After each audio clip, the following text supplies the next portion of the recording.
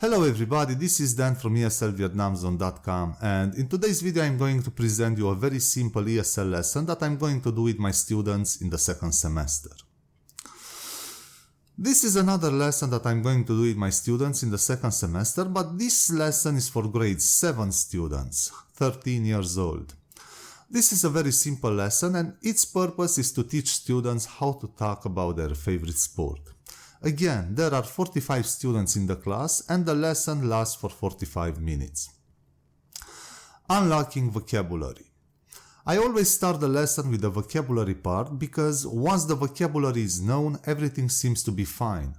There are always good students in each class who are able to identify all of the vocabulary items for that lesson. I always use pictures when teaching vocabulary, and if time allows, I prepare for them a match the pictures with the words activity. The vocabulary words for this lesson are soccer, football, volleyball, basketball, badminton, team, player, and World Cup. Listening. Once the vocabulary is done, it's time for the receptive task. I always do listening as a receptive task, followed by an answer the questions exercise for checking their understanding of the listening task.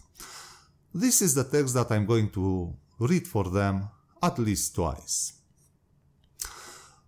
One of the most popular sports in Vietnam is soccer. It is played by two teams of 11 players each using a ball known as football or soccer ball. Almost every Vietnamese man loves soccer. I play soccer every Saturday afternoon with my friends and we always watch World Cup on TV. Other popular sports in Vietnam are volleyball, basketball, and badminton.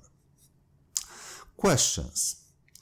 In order to check that the text I've just read is understood, the listening task is followed by an answer the questions task, and here are my questions. What is one of the most popular sports in Vietnam? How many players are there in each soccer team? When do I play soccer? Who do I play with? What are the other popular sports in Vietnam? Note, once the questions are answered, the teacher should project the text on the board so the students can copy it in their notebooks, or have a student writing it on the board if there isn't a projector in the class. There are two reasons for doing that. The first reason is that their parents would like to see what their children studied at school.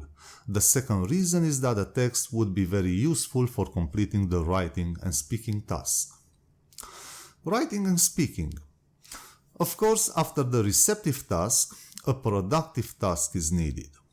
Based on the example provided by the teacher during the listening task, have the students write in their notebooks a short paragraph about their favorite sport.